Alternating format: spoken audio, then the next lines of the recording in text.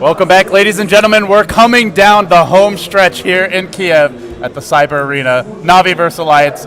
It's now match point for Na'Vi. They'll have it for one game, two if they need it, Ben. Already leading 2-1 after starting off with the 0-1 disadvantage. Man, Alliance just looks so good on days 1 and 2, but Na'Vi just completely outmaneuvering and outplaying them at all phases in the game.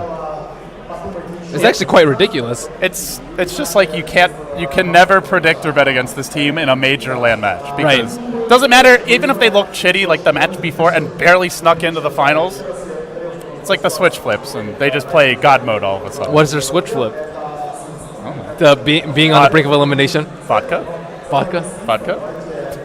That should have made us Superman then. Well, certainly after tonight I think we'll be Supermen by that standard. But they have to get there first before they can celebrate with some vodka. And for going into Game 4, I don't know for Alliance. I feel like the problem is, sure they can draft more conventional, and they probably should this game, rather than going for something that's like off the wall as a Tusk. But I don't feel like they can deny Na'Vi what they really want because there's so many things that Na'Vi can play right now. Right. So this is a more draft for yourself rather than deny your opponents. Yeah, it seems like it kind of has to be. I mean, you can get rid of like the most annoying stuff. Maybe don't give away Invoker. Don't give away Ench. I would say Invoker and Enchantress seem like the two heroes that I'd probably ban in the first stage.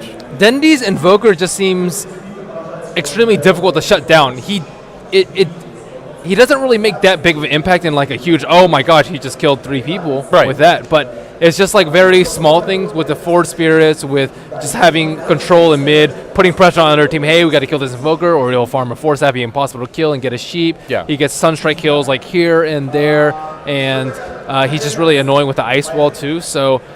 And he's like involved very early. He's not, just off farming on his own. He's not rushing a Midas. Him and Ice have been playing that exact style of Invoker to great effect. And they're really high level too. Like he was level 11 before he died, and I think he was 11 at 12 and a half minutes. Yeah, he's like 2 levels higher than anyone else. So it doesn't seem like they can leave him alone. But I mean, at the same time, like, what about like a Storm Spirit for him too? Would it feel the same role, or is Invoker just that much stronger? I don't know. You tell me.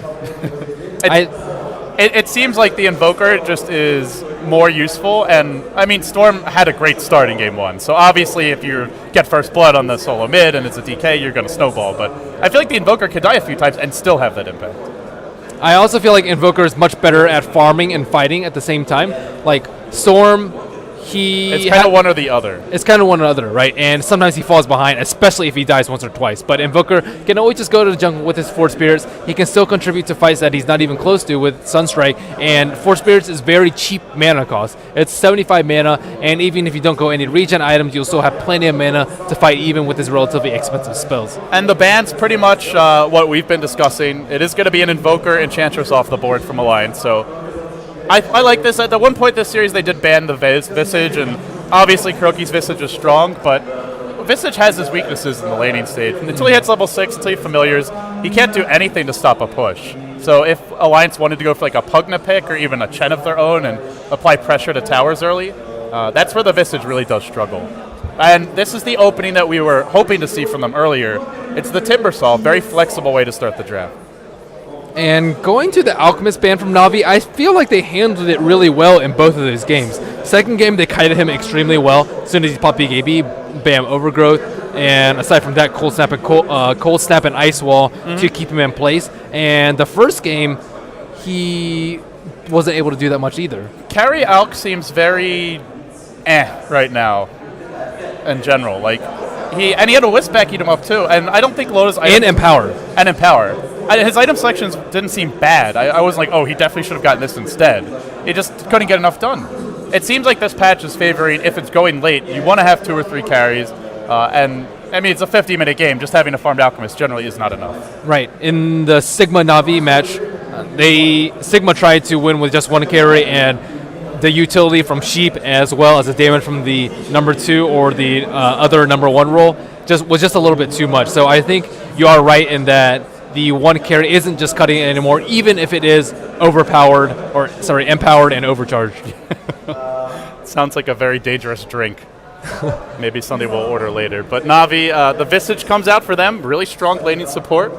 And it's one of Kuroki's signatures. It was not banned it was banned in previous games, but obviously, like, you have to let something through. This seems to me like the lesser of three evils out of these two and the one. I don't know. Kuroki's visage was very, very beastly. Yes. So all these heroes are beastly. What can you do? It is the lesser of three evils, but it's still pretty damn evil. It's pretty damn evil, and we'll see it again for Havost. It's going to be the Luna, and his Luna has been the only successful Luna this tournament, I believe. It really has been. We haven't seen Loda play it. And why is that? Why do you feel like his Luna has been just so much better? I think it's the same reason we saw AUI have a lot of success when he was standing in for Fnatic is he's playing a greedier Luna, and it seems to me like, first of all, the tower pressure early that you mentioned, but that's not just the Luna, that's the rest of the team kind of having a strategy for it, but rushing home with the Dominator, coming to fight sooner, even not having a BKB and applying pressure to towers early, like, these are the hero's strengths, and he takes advantage of them more than other players, it seems. But we will see the Naga. Is this going to be the solo mid Naga or is it potentially that support? I think it's a support Naga. I think it's a really strong hero, and it kind of interrupts Navi's flow during team fights. Like if they Eclipse, boom, or if they stun lock somebody, boom, and you can turn around the fight with Song of the Siren. I think this is a really important hero, and it's been forgotten for not any good reason. Like it's not like she got nerfed. Yeah. It's not like the game has changed that much in 6.79, but she was like top pick, top ban every single time in TI3, and then in a few months past then it's just like whatever. But Alliance, well, I mean, there was the Riptide nerf. It's slight mana nerf, I think. Yeah. Well, no, the damage is less as well. Oh, it is? Okay. Yeah. Well, she got nerfed a little bit, but I still think her strength is mostly in Song of the Siren, and that didn't get touched at all. And also being able to ensnare BKB units. And it's funny because Navi replied to this Naga pick by banning Coddle. The other support that, though I just remembered when we were talking about what they were doing at TI3, it was always Naga Coddle were the two getting banned in the first stage by Navi at that event. And Coddle OP? Why Coddle? Why do they just want to push really hard here? I mean, then you could just get Necrobooks. No problem, man. No problem. Now they'll go CM. Oh. So Alliance banning Am I a little ahead of you here? I was slightly. watching your monitor. So we have 3 monitors in front of us, and I just randomly pick a different one every time. Sorry, guys. Hopefully I'm not spoiling the draft too much, but Marana gets banned. And then CM picked up. So Potom banned out too. Looks like they just don't want to run into that super annoying combo. Looks like Bane has actually been let go. I don't know if either team wants to go for that there, but Naga Bane is kind of a weird combo. I think a Lifestealer pick would be pretty good for Alliance right now. They don't really have any. Yeah, Navi doesn't have much to deal with. Well, they kind of do because they have you can just right click. Yeah, you can just right click him, but they don't have any lockdown for it. I think you really need lockdown, and they need lockdown for Timber, I think too. I would love to see Alliance if they go Lifestealer get a Puck or Storm, not like the DK mid we saw the other game. I totally agree with you there. I think DK Lifestealer is just a little bit too passive. That's the lineup that Sigma also went with when they just got crushed by Navi. It was just a little bit too greedy. None of them can kind of take control of the map the way that a Storm and a Puck can. Well, they're taking their time here. Alliance, about 40 seconds left, and are they out of bonus time? Not actually sure. No, they've got a little bit left, 38 seconds to be exact, but they are going to go ahead and make a pick, and it's a twin-headed dragon. This is very 6.78-ish draft. I know. Going back to the roots, I mean, they tried it last game with the farming Alk and the Mag, but it just didn't work out. And the Tusk felt like a wasted pick in particular. I don't feel like there was one thing he did that game that was special. Not Ake's fault, per se. I guess the hero. The only thing that I thought that the hero was good for was taking down Roshan with the Sigil, but there's many, many other heroes that if you want to take down Roshan, that you can use to take down Roshan. And it will be the Storm for Dendi again. So you mentioned no Invoker. It's okay. He'll Snowball and Storm instead. That will be the goal here. And as for Alliance, there's no OD. They actually banned it, so the ideal 1v1 matchup isn't going to be there. But there's TA who's pretty good against Storm. But they need lockdown. I think they don't actually have stun, just Ice Path. Ice Path is okay. Does this almost force them into a Dragon Knight pick? I don't think so. You can just go. You can just go puck like they should have done the first Puck, game. yeah, that's true. If they do that, I think the one issue here for Alliance is they probably can't get a puck and a Lifestealer now because they went for this twin-headed dragon. But it seems they have something else in mind. And it's going to be a very team fight heavy lineup, and it includes a Gyrocopter. The Wombo combo. Another strong like 5-man Dota draft, similar to what we saw in game number 2, but the first actual game of the series. Can it be a greedy draft though? This is greed. I mean, it can be very. They can have a very good economy with these heroes. I wouldn't say it's greedy. Do you think Lifestealer is going to be picked by Na'Vi? They could potentially do like a solo offlane, Lifestealer, or just match it out versus a Timber and do an aggro try. This is a pretty strong aggro try. Yeah, that's a really scary try lane. 3 ranged heroes: Frostbite, Soul Assumption, and Lucent Beam. That's a free kill on anyone. We'll see. What are they going to do? Na'Vi waiting for their final pick. What else is there besides Lifestealer here, do you think? He's probably the For main. Na'Vi? Yeah. Well, Alliance has picked the offlane ban or offlane pick. Bristleback, if they wanted to. Bristleback pretty nice to tank up. They don't really have that much to stop him. Although I guess they can zone him out pretty early. But as far as team fights go, if he gets like a hood, he should be okay for the most part. Other than that, that's the best offlaner I can think of right now. Lifestealer wouldn't be bad either. Yeah. Lifestealer seems like the leading candidate. As for Alliance, they need another farmer and S4's hero probably. Maybe a slight chance. Technically, it could be an offlaner. The Timbersaw. They could do Timbers on mid. Yeah, mid or offlane. So offlane or mid is going to be their choice here. I mean, I guess the Naga could be mid. The Timbersaw could be offlane. I still think they need at least one disable or silence for the Storm, though. Well, Puck's banned. Skywrath is out there. Silencer's out there. Dragon Knight is there. Their lineup is fairly heavy on the 5-man, so I guess Dragon Knight does fit that, but I feel you just run the risk of the Storm just crushing the lane again. And being ungankable. Yeah, and Na'Vi have great roamers, Crystal Maid and Visage, so they can just gank the lane once, and then it could be the same result as our first game. Yep. We'll have to wait and see. They're down to about 20 seconds of bonus time here, guys. It will be a Nyx. So it looks like the drafters are Puppy and Loda, so Alliance has not switched up the draft yet. And it is the Dragon Knight. Very heavy on the Death Ball Dota. It's kind of, the same thing as Game 1, except I guess they have better roaming supports. Oh, we get to see the Funnick Nyx again. This is exciting. After his performance earlier. And they lost that game, but that was like one of the best Nyx performances I've seen in a few months. Granted, I like Navi's lineup more. I think if they had a Puck and a Lifestealer instead of Gyrocopter and Dragon Knight, then I think that I would like Alliances more. But Gyrocopter, Dragon Knight, I think both of them are too passive, and Navi's just going to bring the fight to you really early or just outgreed you, and these aren't the best heroes to punish a greedy lineup. Yeah, and when you can't really rely on greed when you're up against a Nyx Assassin Storm. It's too easy to pick heroes off. And the familiars could be a big part of that as well. So now Alliance, they select their heroes, and S4 once again going to be handling the Dragon Knight. We'll take a quick look at the teams here, but we're about to hop into what could be Alliance's final stand at Starladder Season 8. Really a landmark or watershed event as the last major event, I would say, of like the 2013 cycle. This land finals is happening in the first quarter of 2014, but it feels like the end of an era. Chinese New Year has just arrived. G League is done. This is the last major tournament. Then we'll probably have like up to a month break before anything of significance happens. It'll give teams a chance to reboot their rosters. But we got to play this series out first before we get to that next exciting chapter as TI4 slowly inches towards us. We introduce the Swedes now. S4 going to be handling your solo mid Dragon Knight. Loda, the safe lane Gyrocopter. EGM, the Naga Siren. A signature hero for him for sure. Ake on the Jakiro, something we really have not seen much lately of. And last but not least, Bulldog. He'll be taking that Timbersaw off lane. And on the opposite side of the river, we have Na'Vi 2-1 in this last best of 5.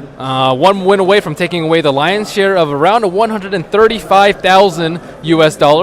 We see Puppey on the Crystal Maiden, already placing a ward on the top rune. We see Havos on the Luna, which he's played every single game in this series.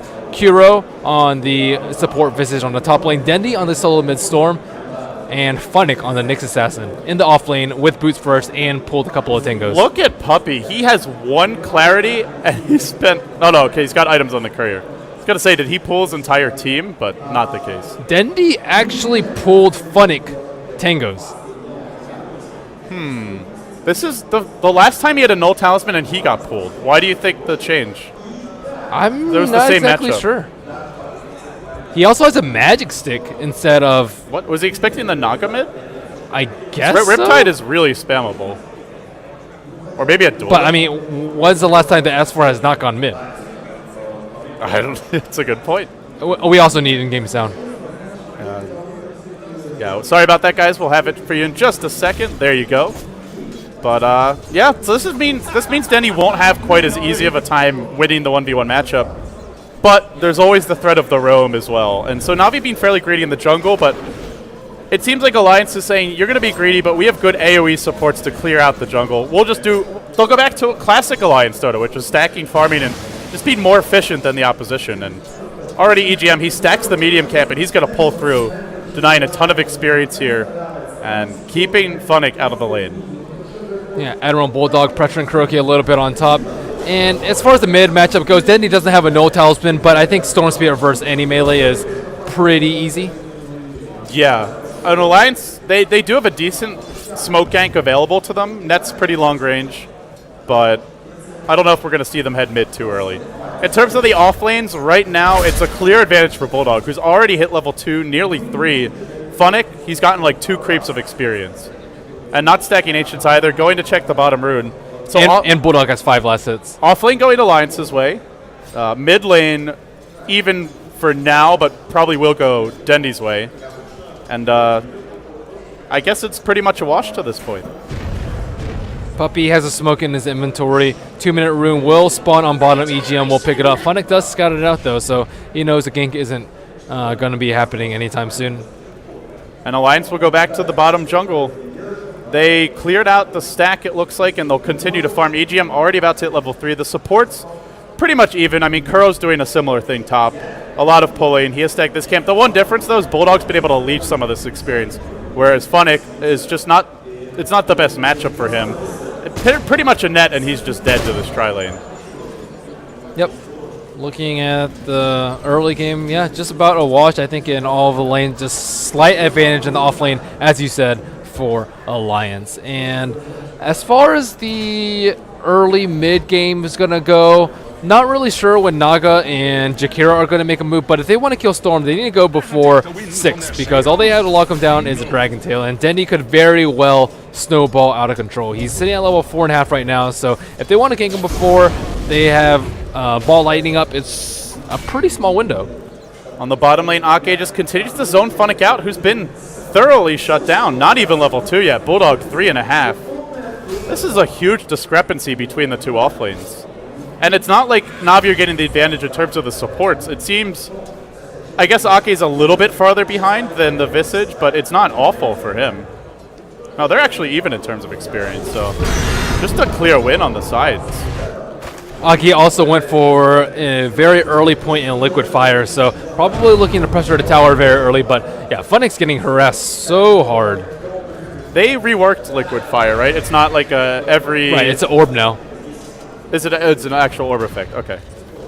Yeah, because it used to be just a passive that randomly, or not randomly. It's technically not an orb effect. Like, you can get orb effects, but it's casted like an orb effect. Okay, gotcha. Not that you're buying orbs on Jakiro anyway. But. Dude, you had to go the fire, water, fire, ice, and lightning build with them with a Maelstrom. You never tried that build out? The 3-headed dragon? Yeah, no, I don't play that hero. It's awesome. That hero's awful. I only play it with a Maelstrom build. Okay. They'll go on Bulldog top. They wanted to maybe secure a first blood there, but unable to do so. They'll retreat out. Yeah, Bulldog's just doing a really nice job, and I mean, I feel Na'Vi could kill him. This is definitely enough damage to kill him, but it's just he has not gotten caught by a Frostbite as well as the Crystal Maiden slow combo. I still think it's going to be pretty difficult to kill him. He does have 2 points in Timber Chain. If they interrupt his Timber Chain with a Lucid Beam, then definitely. But if not, then it's a little bit hard. Yeah. This could be our first blood. They've got level 6 on Dendy. That's the initiation.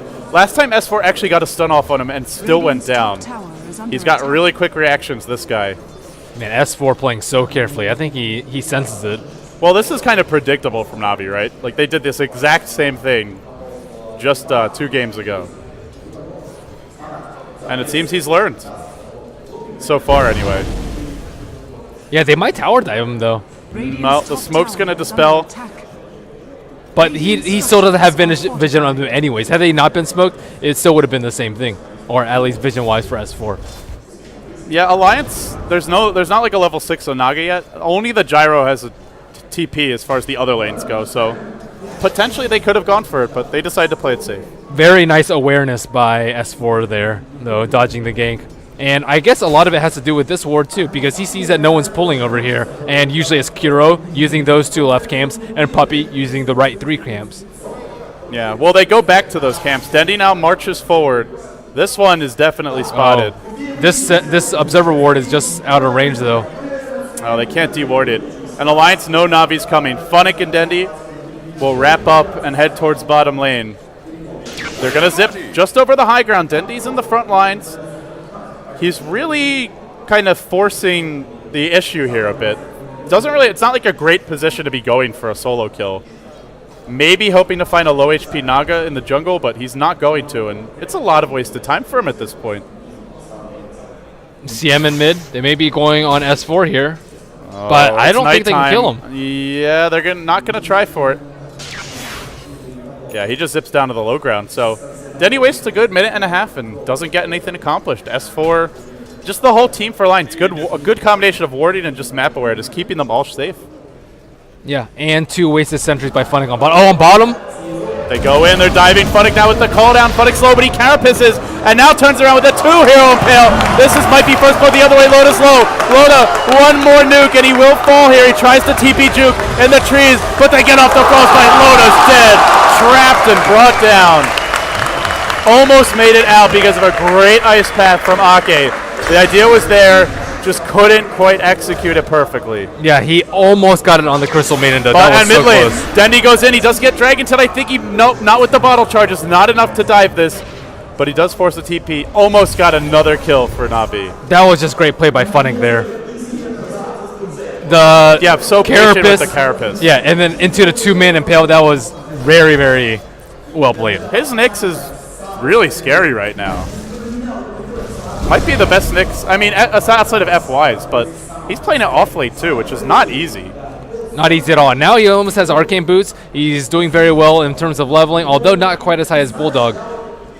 Alliance, they now rotate towards top with 2 heroes in tow. S4 goes on mid, and he tries to go for the solo kill here on Dendy. Just couldn't quite get the damage off, and now Alliance move. There's a DD rune spawning top, but they'll ignore it for the time being and strike a path directly at Havost. He's level 8, though. Yeah. This is the thing. They need to shut down Luna before she hits level 6, level 7, but they aren't able to do so. If they dive her right now, they are just going to get obliterated. Yeah, with backup. Now, Dendy can't come yet. Oh, they find her. They are going to find Havost. He runs into the jungle. He's got Eclipse, eats a net. They're going to follow up with some nuke damage, and actually, Havost is going to go down. One more right click. Is he? One more hit. He sounds. He's juking. He's still alive. Can't believe it, but he is. But now they corner him, and they bring him down. But they had to work hard to corral that. Wow, there was a TP support from Na'Vi. Did they not have any? Dendy had a they TP. Had four TPs. He used it at TP mid. You know, I think they just figured like he was dead because he looked like he was going to die. And now they go in for the backside for Dendy, but he'll dodge this bullet and head towards the enemy Ancients. That's a big kill, though, killing Havost. But he did hold on to Eclipse, so he'll have it for the next fight. And they managed to get the T1 on bottom. So I guess overall that's not a bad trade for Na'Vi. But he was in such a good position, too. Like, at your T2? That's ridiculous. Dendy jumps in. He wants to go in Loda, who gets off a call down immediately. Great anticipation. Havost, no Eclipse just yet. Now he pops it, but it's only really hit. He creeps. No damage done. Song deployed after a triple impale, but there's not a whole lot of damage follow-up for this. Now they're going to go on Havos. As soon as the zone ends, they prep a 3 heroized path, 2 actually, but it's enough. And now onto Puppey. This could be 4 dead. Puppey dropping fast, gets off the Crystal Maiden ultimate. As for Low, will he fall? He actually salves up. No, not going to be enough to stick. Insufficient to keep him alive. 7 heroes dead. It could be 8 in a matter of seconds. Familiar still in pursuit. That'll be it. What a bloodbath. What a bloodbath in the middle lane. Yeah, that was a nice Song of the Siren by EGM. Set things off, and they killed Storm very early in the fight, too. The Naga Jakiro combo, something we haven't seen in a while, but you definitely can see the synergy Bringing here. sexy back, man. This is sexy. I just like Naga Siren. Oh, Naga. Well, at least she's not the Gorgon. Anything sexier than that. That hideous beast. But yeah, great fight for Alliance, obviously. Score now 5-4. Na'Vi settle for a tower deny. And they do have level 6 on Funnick now. That could break this game open a bit, but still, Denny's not snowballing. There's 3 Sentry Wards on Jakiro, though. Yeah. He's well prepared for this. And they still have all their tier 1s up except for the bottom tier 1. That's the one area where they have to be worried about ganks, but it's just so far away from where the action on the map is happening. Gold lead about 1,000 in favor of Na'Vi right now. Experience lead actually favoring Alliance. Even without the level 6 on Jakiro. I mean, they did a good job in the jungle, right? Like, they were quite efficient. EGM was getting off double pulls. He was stacking the secondary camp, the medium camp as well. And sure, Na'Vi were running the actual, like, jungling support in the CM, but it still overall was pretty even in terms of what the supports were getting. And some wasted time from Na'Vi. The Storm tank that failed mid. There is smoke from Puppey and Funnick looking for a kill on Loda. This is a very high priority kill. Looks like there's no one inside to protect him. He's just out all alone against the Knicks. No tier 1. Nowhere for Loda to go. And this should be an easy impale. But they're waiting for quite a while. There's even a cooldown here. Loda, is he going to get it off? He's already used the stick charges. Now he's on the run into the shop, but he's going to drop the cooldown and looks to TP out. I think he might actually live. Impale cooling down. He will live. Loda zones them out and gets away. Meanwhile, in the top lane, a lot of action here too, as Kuroki retreats but gets shredded by Mr. Bulldog. Slices his head off. The Courier in hot pursuit, and now in hot retreat. And Alliance are going to look to push off of this one. So Na'Vi failing on their gank, Alliance succeeding on theirs. And now Denny, having blown all his mana, he's going back to the well. It's a tier 1 for Alliance. And another important landmark win for them. Yeah. And I'm in terms of that last gank, I think they also could have used the Carapace to interrupt the TP. He anticipated a second rocket barrage, but Loda played it really well, holding out on that in case they decide to dive him further into the jungle. And very nice prediction by him. S4 smoked up, still range form, only for about 5 more seconds though. Can they kill Puppey? Yeah, he is a goner. Oh, Puppey, poor Puppey. Puppies don't like dragons. They're just snacks for it's really the triple-headed dragon, this Alliance squad. They've got all the dragons on their side, and they'll easily deal with Puppey. Killing the Crystal Maiden, now strong 5-man lineup. When they're getting kills, they can pressure towers, and Na'Vi, not the best split push yet. They don't really have that much farm. Can't do a whole lot directly to prevent this, aside from just dodge the fights and try and get greedy. But in terms of taking the clashes, it feels like Na'Vi can't take fights right now. They do have the better gank, though. We haven't seen Storm Spirit involved in any kill other than one. He's moved around a lot, but he just hasn't been very effective. Yep. They're going up here, though. They're going to go up the hill. Aki might actually pop the smoke, but nope. He's retreating to the mid lane, looking to kill Loda, but Loda is long gone. After that last gank, he's just not having any of it. He just casted Vendetta, too. Yeah, Alliance is also on a smoke mission of their own, and Havost will be public enemy number 1. Na'Vi still lurking the enemy jungle. Who's going to find fresh meat first? Uh-oh. It looks like Havost. If he sticks around after this creep, oh boy. Oh boy, he's also dead. He should be anyway. There's a Timber Chain. Now they'll follow up with a Chakram. He's heading south, and they'll actually have a TP in from Loda, so everybody descending upon him, and Havost continues to run right around the Rosie, but ain't going to matter. They bring him down. But Na'Vi might get a tier 2 or at least force a lot of TPs in response, which is not the worst. It's very scary, though. If they initiate with the Song of the Siren, they're going to be in a lot of trouble. Even though Gyrocopter can't TP, I still think that they can do a lot of damage. So Na'Vi has to be very scared, especially since they don't have one of their heavy damage dealers in Luna. And the Luna dies again. In this game, Vost went Shreds first. He didn't rush the Helm of the Dominator. He doesn't have a big Ancient stack right now, just a double stack for the time being. So his economy is a lot worse than it was in the previous Luna game. And killing him there, he's still able to buy the Helm of the Dominator, but it's not ready just yet. Has not picked it up. EGM maybe gearing up for the song. Well, not going yet, and he's going Ernir. So when you're getting just these little kills here and there, it's nice, and for a 5-man lineup, you get those kills you can push, you'll be at full HP, so cheap, cost-effective items for them.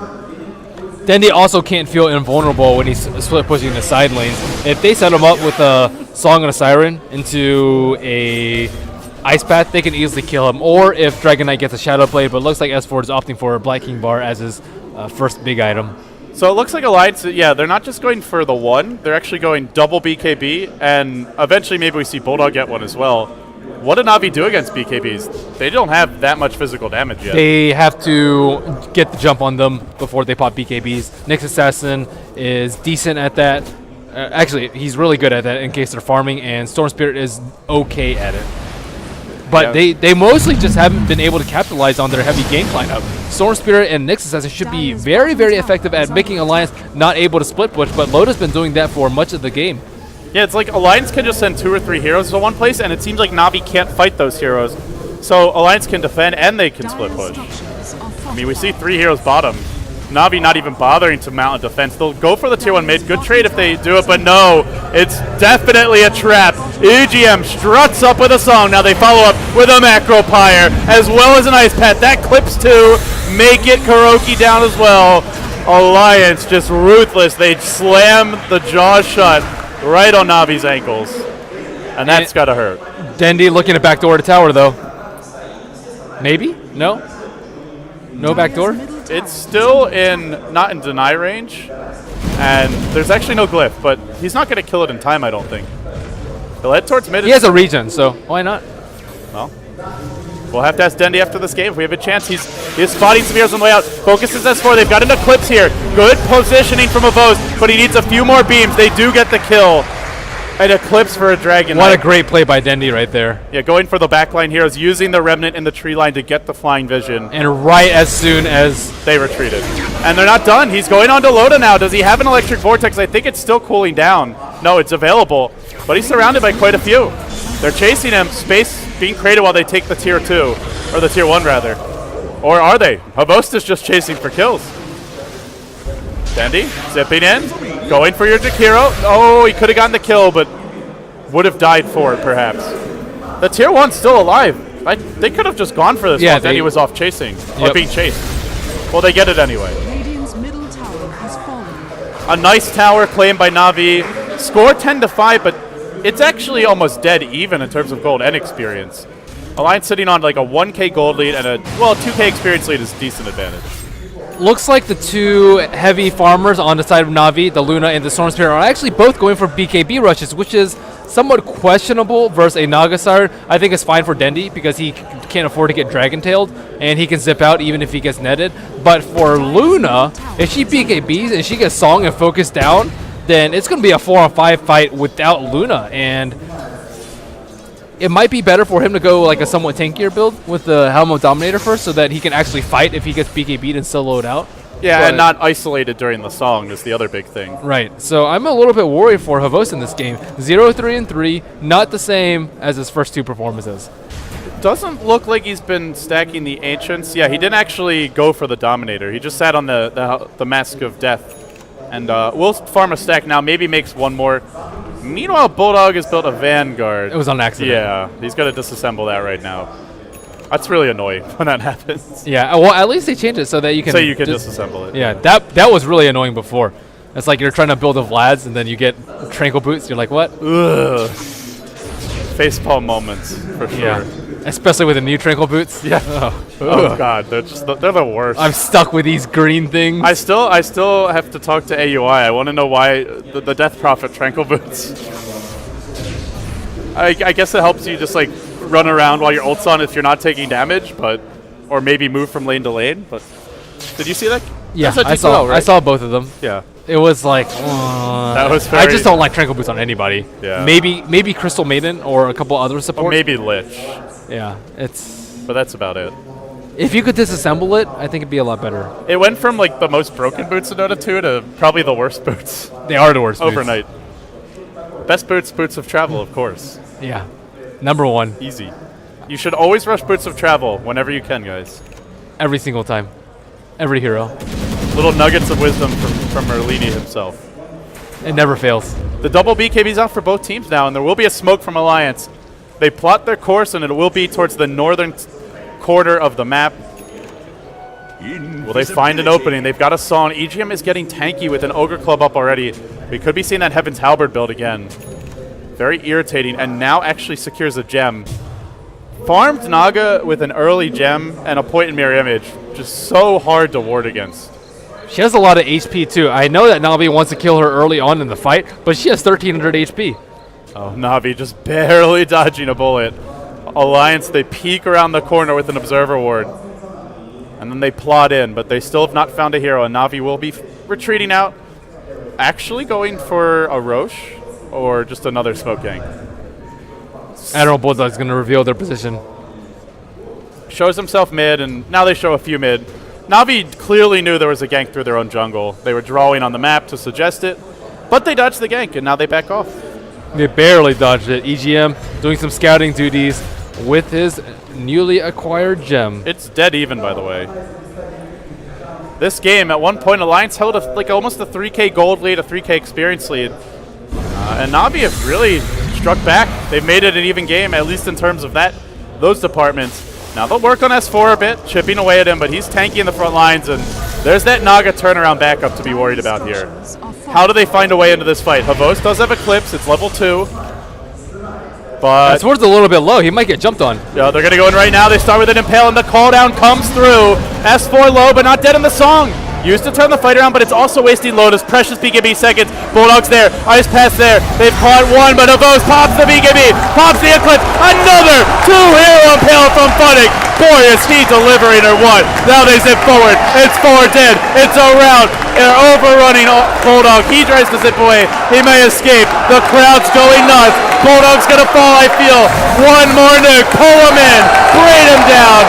Ultra kill for Dendi. Team wipe for Navi. And a just absolute catastrophe for the Alliance. That was the most disastrous Song of the Siren. Wasted the BKB duration, wasted the call down. And if Navi had BKB'd, it would have been a different story, but they hadn't. And they saved it for immediately after the Song of the Siren, and they were able to pop it before the Ice Path. And they had the Song Ice Path, and then Havos just BKB'd like the split second the Song ended anyway, so it didn't affect him. But for me, Funnick, great initiation initially with that first Impale, and then even better with the second follow-up Impale. That second Impale feels won them the fight. And that was a huge game changer. Talk about, I guess we have to look at the graphs after that. They go one direction, Ben, straight down. Your favorite band? Straight down? One Direction. Oh. I was playing dumb. I don't know if I fooled anybody. And at this point, Alliance is not out of the game after that. The kill score is still even. The goal graph is still relatively close, but they definitely have to be a little bit scared. They lost the gem. They lost the gem. They gave up the Aegis, and they lost 4 heroes. Yeah. As well as they did get the tier 2. Do you know if it was denied? I did not actually catch. I'm not sure either. But that's a really devastating loss. I think they need like one more big item on the gyrocopter. They should try and play passively for like the next 5 minutes while they try and wait out the Aegis. But they also have to make sure that Funnick doesn't wreak havoc on them with his Vendetta. And yeah, Funnick on his Nyx Assassin has just been spot on. And he usually just leads in with a Spike Carapace to set up for the Impale or blinks in. But he's really nailed those Impales on the spot. And it's just no hesitation at all. Like every time he jumps in, he just drops the Impale. You know, hit it, miss it, whatever. He doesn't hesitate. We saw earlier that some of our other Nyx Assassin players are a little bit more tentative, and sometimes it costs you. But that's with the new Impale. If you hesitate, the battle's lost. Funnick looking for an opportunity, but Alliance is decently well fortified, very close to their T2, but their smoke is about to get revealed. Dendi's smoke pops. They think they're at the jungle, but no one's there. Now they know where they are by process of elimination. So Na'Vi are building some more important items. Dendi, Ultimate Orb up. Could be a Lincoln Sphere, but probably the Scythe device as he already has BKB. Havost working towards the Manta style. And good to like Manta dodge the net potentially, and just obviously a solid all-around item on Luna in general. So Na'Vi getting pretty fat on their cores, and this is after a very slow start on all of them. Not the explosive start. I mean, the Storm wasted a lot of time. Havost rushed treads, not Dominator, but just one big fight, and all of a sudden, the items come pouring out. Yeah, Dendi was 0-1 and fairly underfarmed. Now he's 4-1-3 and well on his way towards that Sheepsync. This T1 tower looks like it's in a lot of danger. Song of the Siren has cooled down in case they want to initiate, but I don't think they should be using it to initiate unless they just want to kill the supports. Because that BKB counter initiation is going to be as devastating as it was at Roshan. Or close to the T2, rather. And Alliance, at the same time, Alliance does have a really strong combo, and if they can kill like 2-3 of the 2-3 supports immediately, I think they could potentially deal with the Luna and Storm. Mirror Images can help tank the Eclipse, and all their heroes are fairly beefy, but it comes down to getting the combo right. You cannot waste the song, need to time the Ice Path correctly and hit heroes who don't have BKBs, as they're the ones to focus, but Alliance determined not to give up a tier 1 top. The least important tower in Dota 2 is this tower, but they're staunchly defending it then. Just baiting out Havost. Havost, he isn't going to be bursted down very fast because he has BKB and he has the Aegis and he has a fair amount of armor. He has 20 armor right now, and because Funny can just blink counter initiate with the Blink Dagger. So it's a good idea for him to be up in front. And you really don't want to go on him. Unless you really don't. If they had a Force Staff, maybe they could Force Staff him in and then try and focus him, but not like this. Radiant's bottom tower. And not be playing very patiently, too. They want Alliance to run into them. Yeah, just tread like one step too far into the deep end, and it could all fall apart, but they're not damaging the tower here. Impale's going to come out, cleans up some illusions. Well, neither team's getting much. I guess Na'Vi is farming this camp, so they're getting like a tiny economic advantage from this push, which is kind of cool, but that's really about it. The homing missile. No. Free gold. Well, the camp got blocked this time, so that eking out that economic victory from that push no longer possible. The graphs have stabilized, and Na'Vi are now on the move. I feel like losing the gem was one of the biggest failings of that fight for Alliance, because Funix had like free reign since then. And do they even have sentries? They have a lot of sentries on Aki, but he hasn't dropped one yet. Oh boy. There he goes. Oh boy. Funix like, no way. Not like this, Ake. But he has a gem, and both wards are immediately taken down. Now Alliance super scared. Na'Vi could push, but they've wasted a lot of time. The Aegis is only up for one more minute.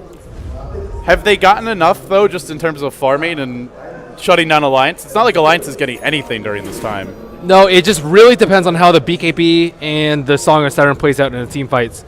I think that Alliance has a better, like, if they're just straight up BKB on BKB action. Oh no, another Blink Impale. Goodbye, Mr. Loda. Down the captain of the Alliance goes, and rather easily, I must say, when he doesn't get off his BKB. Super easily. Boy. And Loda, I think he's going to have Manta stuff. Now they're farming the opponent's deck now, too. That's a big kill. Yeah. Economically, it's a lot of damage. This is what exactly Na'Vi needs to do. Just kind of pick them apart one by one, waiting for someone to be slightly out of position without Song on the Siren to back them up, and just instantly execute with the jump in from Dendi or the blink in from Funnick. And he's been everywhere. Now he's hunting S4, but they actually have spotted him out. They just Dragon Tail him and run. Alliance are just, they're huddling for dear life, just from the Nyx plus the threat of anyone else showing up, and all the while the rest of the team's farming. The tempo control this Nyx is exerting is really impressive. It really has been. And his off lane, Funnick had a slow start compared to Bulldog. He didn't get much done, but that one bait though. He's shown consistently throughout this event like close to flawless movement in the mid game. And he's going for Atos. What do you think about that? Atos isn't bad. It also like pops BKBs fairly often, or forces people to pop BKBs fairly often. So I don't actually think it's that bad of an item. And it helps gives you them hit your tankiness. Impale a bit as well. Right. So definitely an unusual pick. I mean, his other choice is Dagon, which is not very useful. Force Staff's always decent. Force Staff's very good too, but he already has a Blink Dagger, so I don't think he necessarily needs it. I actually like Necrobook quite a bit on this. Necrobook's really good on him too. But it requires a lot more farm than in Atos. yeah. And, I mean, until you complete the Necro 3, it doesn't actually do that much for you. And Navi doesn't really have a split push lineup either. They have a gank, so they need fighting items. I guess Necrobook's not that bad at fighting either, but Gyrocopter with BKB can just flak him down. Avosta's going to put some pressure on this bottom tier 1. I'm sure there will be a glyph to defend this. Right? Well, tier 2 rather, but just the illusions for now, and he'll retreat, farming the enemy jungle. And Navi just starving Alliance out, basically. Sure, Alliance is farming their Ancients a bit, but Navi's farming their jungle. They've pushed in the top lane. They took the tower. They're slowly but surely accumulating a massive gold advantage. It's increased to 7,500 now, and Luna is just way more stacked than Gyrocopter. Havosa almost has double the CS of Gyrocopter right now, and his net worth is a whopping 6,000, even though their scores are completely different. We have 0 and 3 on Havosa and 2 and 4 on Loda, but it doesn't matter that Havosa doesn't get any kills. He's been getting Ancients, he's just been getting so much farm, and he had the Aegis. Yeah, and Alliance spent a lot of time 5-manning, and Loda was not really able to stack the Ancients a whole lot or take advantage of extra gold there. But we've seen him farm them a few times, but having his Ancients stolen really hurt him as well. Now Luna is stacked enough to, even if she gets isolated during Song of Saturn, she's not going to fall very easily at all. She has a Talisman Evasion and a lot of armor too, and the Manta Style, so they can't really burst her down. And you look at the two teams, Navi has the initiation. Alliance really doesn't. They don't have an instant stun, aside from maybe Song and then try to get a Dragon Tail off quickly, but that gives them time to spam BKB. Blake Nyx is the key hero right now, it feels, along with the Storm. And Alliance, they go for a big smoke gank here. It all comes down to this, perhaps. They focus Kuroki first, but he's alive. He gets mech'd up. They go on S4. S4 drops fast. He drops hard. Funnick, as well as the most unload, and that clip just keeps on ticking away. Boom, boom, boom. And now, EGM, Dendi wants you in his room. He brings you down. 4 will fall, and Navi slam the door in Alliance's face. Now they're going to take Roche. Usually the people that smoke have the positional advantage and the surprise advantage, but the way that Alliance approached, they were up this hill, and Navi were over here, and we're just able to flank them. And Dendi was actually inside the pit. And they just couldn't kill the Visage. Kuroki's so tanky, managed to pop the mech and Magic Stick, had like close to max charges. Look at his HP. He has more HP than anyone else on Alliance right now. 1,800 health. More than the Bloodstone Timbersaw. Just disgusting. Yeah, Visage. I mean, you said it was a lesser of the 3 evils, but Kiro's Visage, extremely beastly. He has managed to die a couple times this game, but he's still very close to a Scepter. Yeah, 4, 2, and 3, but I mean, a lot of CS on that Visage, considering how much. Puppey runs right into them. They're gonna run right in. Puppey will fall immediately, and now Kuroki goes in as well. They just casually give away 2. A little sloppy from Navi, to be honest. Kind of a mystifying dive. Now they're going to go in anyway. They'll go in, they hit a huge impale, another massive one, and they're going to take the fight anyway, despite losing the 2 supports. It's 4 dead, it's 5 dead. This might be the end for Alliance here at Starladder Season 8. S4, he'll be the last man standing. He'll be going down with the ship here. Navi almost rubbing salt in the wound. Give up 2 supports, win the fight anyway, and GG! Navi are your Starladder Season 8 champions. They take home yet another prize. First place at the biggest ever Starladder here on the base. Funnick MVP for that game. MVP for the tournament for me. Wow. What a player. What a player indeed. Showing that there are other options for offlaners besides Clockwork and Timbersaw. Even after a rough laning stage. Just really impressive. They drafted so bad on day 1, and ever since then, so much better. Yeah. Wonder if we're going to head to an interview soon, but I'm pretty sure we'll get an interview and a check, hopefully. Wow. Well, same story as last year. Alliance not even able to take a game, even with a 1-game advantage. It's identical. Are they cursed at this point? Is Navi just better than them? Not a good matchup? What do you make of it? I don't really know. I mean, it just seems like Navi was just on a different level than Alliance, and Alliance was like scrambling for strategies too, just pulling things from 6.78 as opposed to having new strategies with like, I mean, not that Off-Lane Nix Assassin is new, but it's underutilized, I'd say. Yeah. And it felt like Na'Vi just picked what they were comfortable with. Alliance was like, we have to pick something different and special. They also never shut Dendy down. They tried the Tusk, which is very, I mean, sure, they've ran it before, but it's not like a go-to staple, reliable strat. And then this like very 5-man AoE heavy lineup was definitely unconventional for this patch. Yeah. Well, very impressive play by Na'Vi. I also thought the supports played pretty well. And yeah, Dendy was just not shut down ever.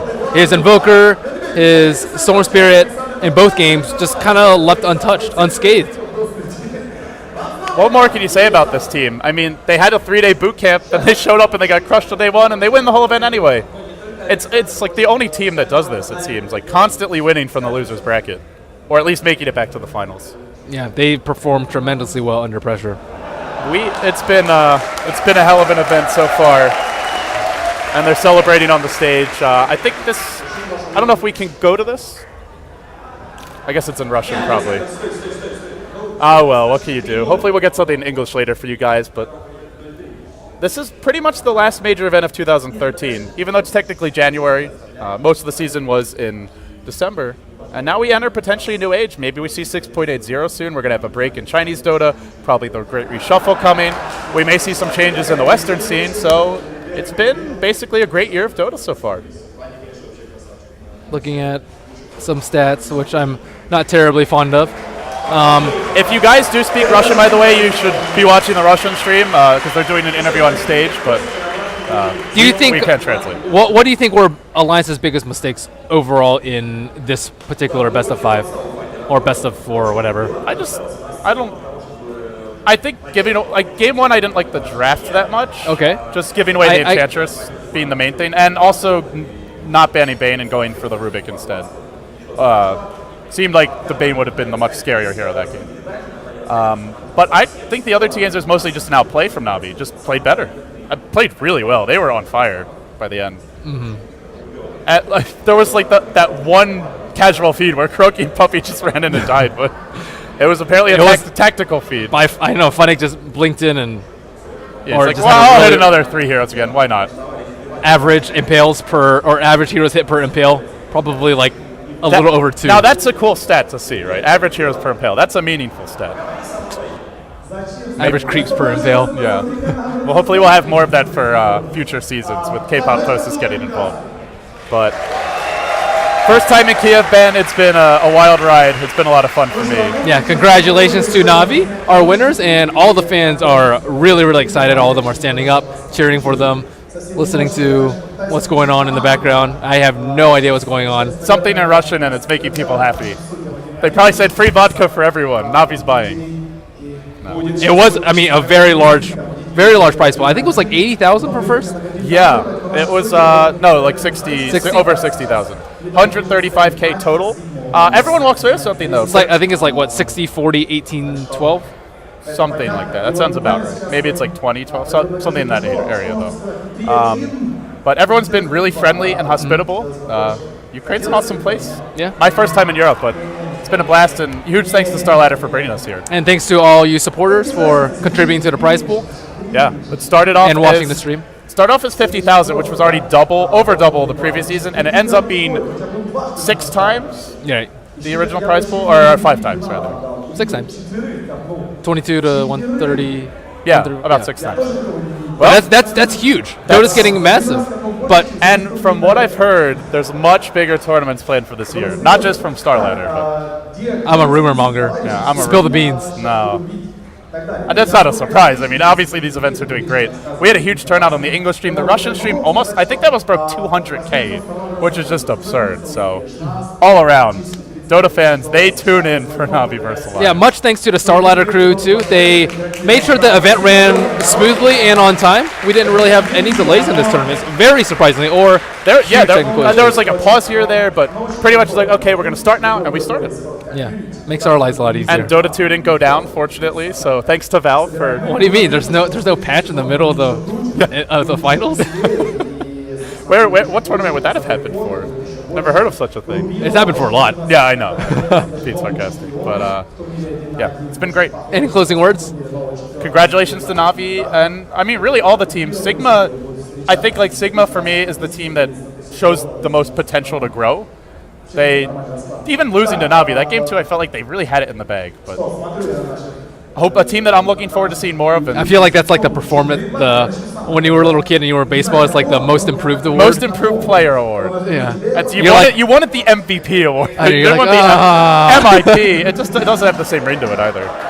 But hey, it's an award, right? I mean, I definitely think it is a worthy thing to talk about, just because last Starladder was Navi Alliance, so it's no surprise that they are at the top this time too. But as you said, Sigma gave them a really good run for the money and managed to blank Navi in the first best of 3, and that is a very impressive feat. And going into next season, they said like overall they were still fairly happy with the event. I mean, not happy with the results, not satisfied, but they like the way they're practicing, they're playing together. I guess the other team to talk about, of course, is Fnatic, who had just a really bad tournament. But you look at their overall run, starting all the way back. What was the first event they placed second at? It was DreamHack, I guess. So there was DreamHack, then EMS. And then D2L. So 3 major events in a row. They might just be burned out at this point, honestly, because like Navi Alliance were not at all of those events. Yeah, I think a lot of these teams have had like ups and downs in the past few months, and right now Navi and Alliance are like on the upswing, Fnatic's like kind of at the low swing, but as of like the average for all the teams, it's still relatively close. You know what Trixie told me, which I thought was funny, was he's like, okay, we broke the second place curse, but there's a new curse, and the curse is that we can only win about 15K a tournament, because this tournament, they get 4th place, but that's 15K. And then for MLG, they finish, or not MLG, EMS, they finish second, that's about 14K, 15K. It was the same for D2L, so the 14K curse for Fnatic. Oh gosh, I just won $15,000. $3,000 like every month or two. It's awful. But terrible curse to have. Terrible. Terrible indeed. It's a hard knock life being a Dota player. We're still doing stuff on the stage in Russian, guys. Twitch.tv/Starladder1 if you want to see it. And they're giving out awards. Is this the 1v1 tournament winners? Yeah, I believe Miguel took second, Fnatic won. So Fnatic winning 2 championships in one event. Not bad. Good. Well deserved. Yeah. Though. If there's no most MVP, I guess he can get the... Yeah, he's the MVP, for sure. That's the thing about Navi, though. Sometimes you have Dandy that just completely dominates. Puppy takes control of the early game. Kiro always plays solid on support, and then Fnatic is the playmaker. And it's very difficult to have that big of an impact on an offlaner that is level 1 like 3 minutes in. Yeah, and Bulldog had a much easier time, but just couldn't do as much. Right. It shows Fnatic just getting as much as he could out of limited resources on the map. And Havos game 1 and 2 on Luna too. You can't forget about him. And now I think it's time over to our prize ceremony. Congratulations to Fnatic as well as Navi. He wins a monitor, it looks like. I'm not exactly sure.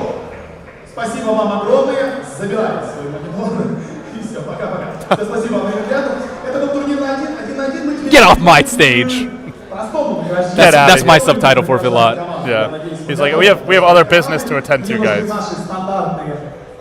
I don't know what it is, but I wish I understood a lick of Russian. I understood da and that's it. Davai? I don't know what that is. I don't either. I just hear it a lot.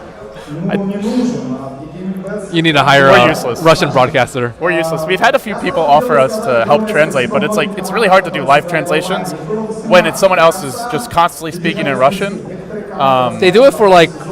Yeah, if you have like someone who's like really practiced on like a teleprompter, it's okay, but generally like it's fine if it's someone who speaks both languages because they just stop speaking Russian and then translate to English and then continue. But here it's just Russian, so you got to be quick. Yeah. You have to hear them and also be talking. And it seems like they're speaking very fast too. I don't know how it compares to other languages, but it seems like it's just muy rapido. The worst is definitely Korean, it seems, in terms of just like so fast. Well, it's been an awesome tournament, Ben. I'm really excited that we got to come. Hopefully we'll be here in Kiev for future Star Ladders. Thank you once again, guys, for tuning in. Of course, we're from Beyond the Summit. If you enjoyed our cast, you can follow us, twitter.com/LDDota, twitter.com/MerliniDota, and all the players do have Twitters as well. We can't really list them all now, but go look them up, follow them, support them. they've made an awesome event for everybody. And if you want to tune into the award ceremony, I guess you can. There is a Russian stream. No, we can probably go to it now. Okay, excellent. Navi, woo!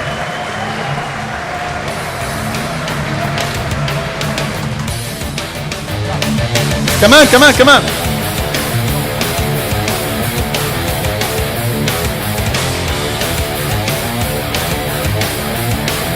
Но они рано или поздно станут топ-1, это точно, это я вам обещаю.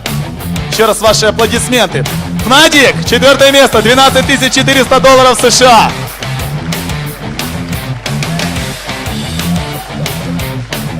Неописуемая радость, как всегда. Ну что же, just stay here, you know. Третье место, бронзовые призеры, парни, которые ворвались на сцену буквально недавно, да? Бывшие Квантики, бывшие, как они только не назывались, даже Тим Шакира и так далее. Команда, которая сформировалась буквально вот перед MLG Columbus, немножечко раньше, то есть приблизительно в октябре. 2 француза, 1 датчанин, 2 немца. Классный, классный, очень классный коллектив. $18 600 США. Third place, $18 600. Sigma!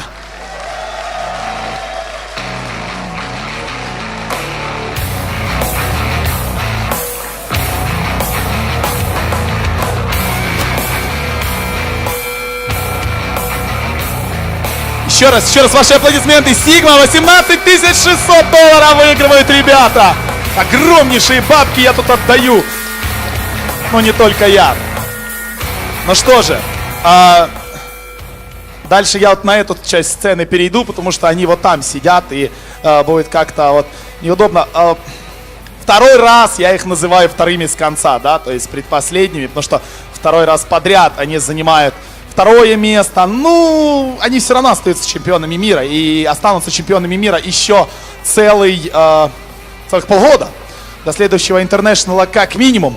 $31 000 США. $31,000. Second place. The Alliance. Ваши аплодисменты.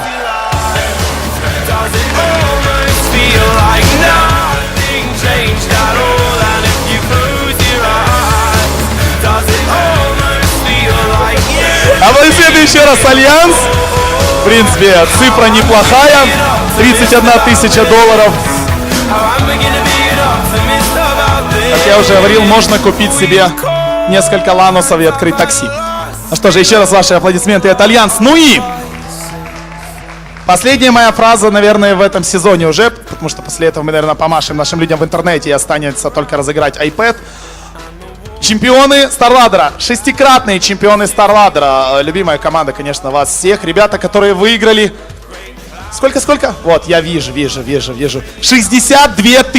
000 США. Нави!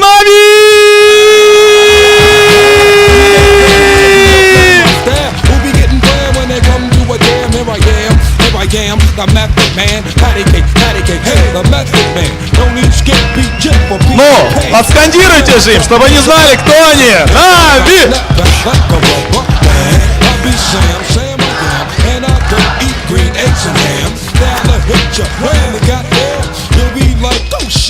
Ну что же, сейчас я попросил бы все команды. Can I ask you for one big group photo, like always? На одно большое. One big photo, guys. One big great photo with no tail standing in front of everybody. With Alliance check, yes, of course. Ну что же, я всех с аппаратами, конечно, приглашаю сейчас на... Вот он, no tail. У него, как всегда, больше всего. Ну, сейчас давайте какую-то нам крутую мелодию под конец трансляции такую, чтобы за душу аж щипало. Ребята, на ваших лицах сейчас находятся 20 лучших дотеров планеты и 8-го сезона. Ваши аплодисменты, финалисты и чемпионы Старладдера. Браво, браво, браво, браво, браво, браво!